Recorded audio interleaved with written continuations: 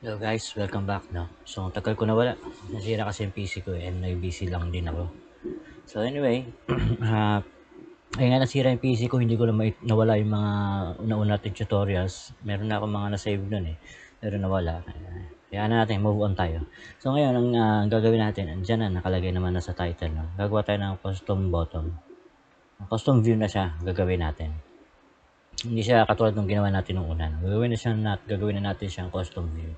So, gawin natin una, mag-add tayo ito ng class module, tapos custom view XUI. Pangalan natin ng CG button, kasi code guidance, no? Kayo bahala kayo kung anong gusto niyo ipangalan. Sa akin, ganun. Tapos, ito, kung makikita niyo itong designer property, no? Yan designer property, yan yung, ito, tayo dito sa ating designer. Ito yan, yung nasa main properties. Ayan yun, no? Yan. Natin ha, maglagay tayo ng custom view. Ito, CG button. Makita niyo CG button andyan, no? Show seconds, boolean yan. So, may checkbox as text color. Kasi kung titignan nyo dito sa code natin, ayan, boolean example. Tapos yan, show seconds, tapos isa text color. No? Kasi itong key, ito yung ginagamit natin para makuha natin siya sa property. Ito. No? Yan.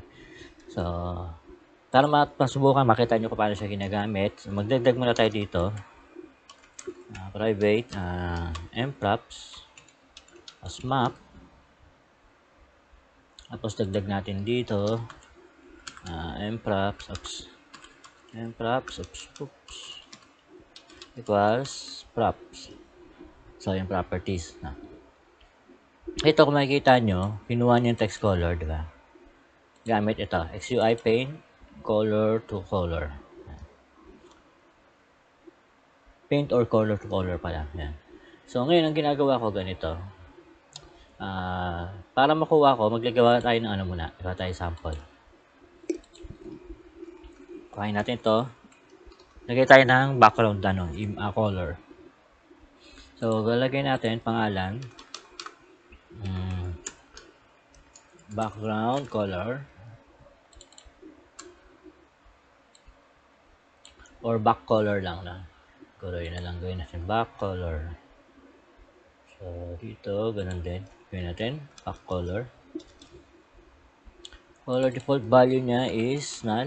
Gawin natin null. Gagawin ko na siya null. Tapos dito yung description niya kung anong gusto nyo. Pwede nyo rin ng mga wala kayong ilagay. Pwede nyo delete yan ng buo. So, bakit may... Ay, teka. Ulitin natin. Yan. So, ayan. Kung makikita nyo, di ba, nilagay natin, tapos may description na tayo. Ngayon, punta tayo sa designer natin. Kung makikita nyo dito, wala pa yung natin, hindi pa lumalabas sa custom properties. Dinagdag natin na back color. So, click lang natin ito sa labas, tapos click natin siya ulit. Ayan, makikita nyo, andun na yung back color natin, tapos null. Wala siyang color, wala siyang default color, no? So, ganyan yung paggamit ng designer doon, property. So, ngayon, balik tayo dito ating code. Tapos, create tayo dito ng ito, variables. So, create tayo dito, private. Yun ay back color. Kopyahin na lang natin para mas madali.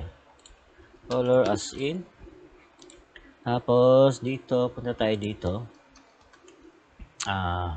Paste lang din natin dito yung back color natin. As equals natin. Ito.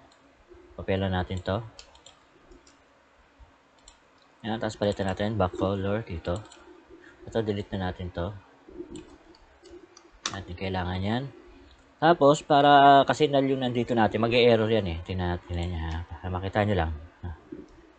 Para makita nyo lang. O, yan. Kung nakita nyo, may error tayo. Kasi null yung color natin doon. So, para ma-handle natin yung null color, natin na ganito. If mprops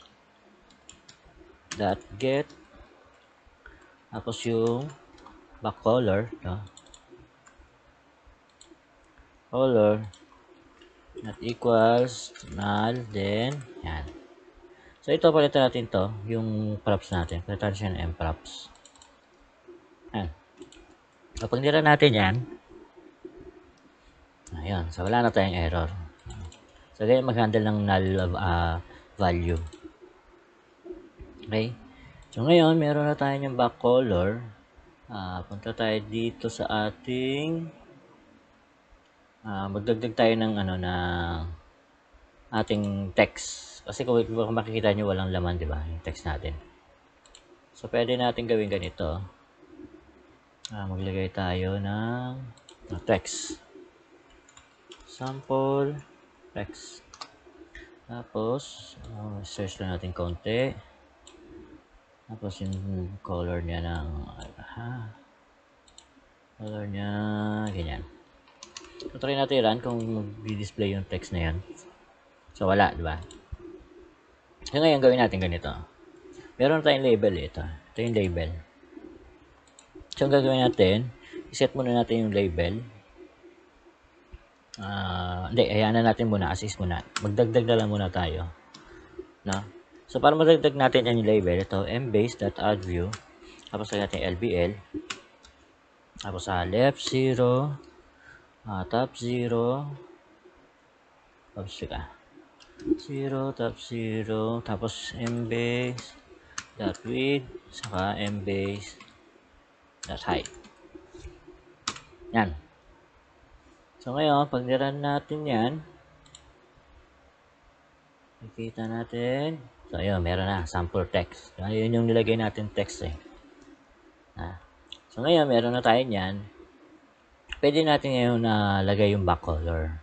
Yan, since may back color na tayo, di ba? So, gagawin natin ganito.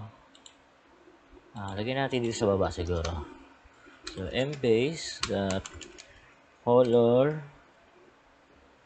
border, pwede rin yan. Yan ang gamitin natin. Tapos, yung back color. Tapos, yung ating border width, 0. Tapos, yung ating border color, yun na lang din gamitin natin. Pwede rin tayo gumawa ng border color.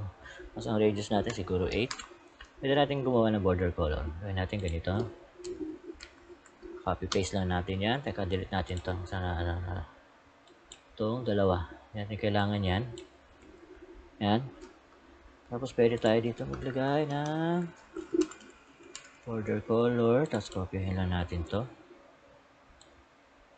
Paste natin. Yan. So, default value niya, ganun din. Tapos, magdagdag lang din tayo dito. Yan.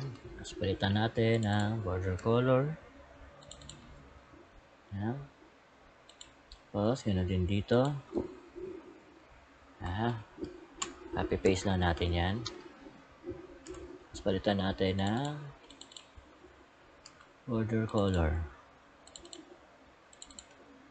Yan. Tapos, yung dito, pwede rin border color. Yan. So, kung makikita nyo, stop lang na natin. Ito tayo sa designer. Lagyan natin ng color yung back color niya. So, makita nyo dito, sa may taas. Yan. Yan, back color. Pero wala pa yung wala pa yung ating border color. So, click natin sa labas. Click natin ulit. So, makita nyo back color and border color na lang nandoon. So, yung back color natin, gawin natin kunyari blue. Medyo gawin natin dark. Tapos, yung border niya, gawin natin, ba mas kita sa blue, yellow. Try natin. Tapos, punta tayo dito.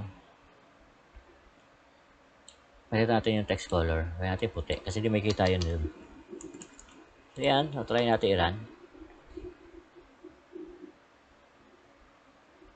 Yan. So, makikita nyo, ito na yung button natin. Pero wala pa siyang click event. Wala pa siyang click event. So, para makuha natin yung click event niyan, punta lang tayo dito sa ating designer ulit.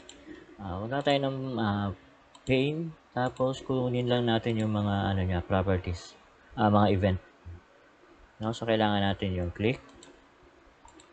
Tapos, kunin na rin natin yung mouse enter. Saka mouse exited. Yeah. Ayan. Select natin yan.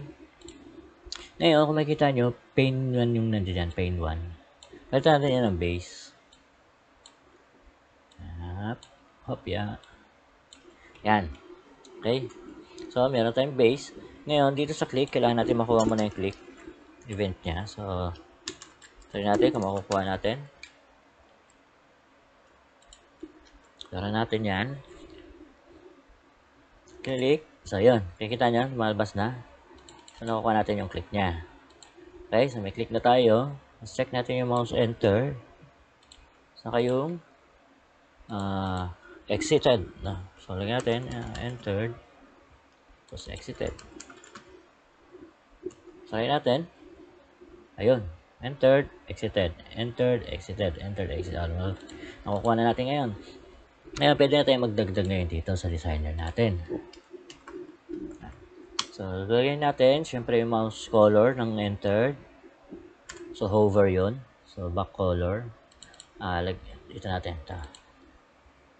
So, gawin natin, back color, tapos hover. Kaya bahala kung anong gusto nyo pangalan, no? Or enter. Sa akin, yan lang muna. Back color, tapos hover. Yan. Okay. So, ngayon, punta tayo dito sa ating stop muna natin. Punta tayo sa designer natin. Check natin sa designer. So, wala pa yung ating, ayun na, doon na pala yung hover. So, gawin natin yung hover niya. So, ganito rin. Pero medyo ila-light natin.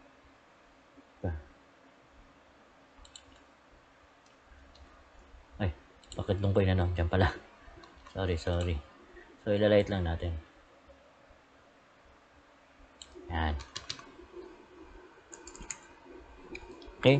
So, ngayon, dahil nga meron na tayong hover, kailangan din natin yan idagdag dito sa ating properties. So, private. Sin. Tapos, dagdag din natin siya dito.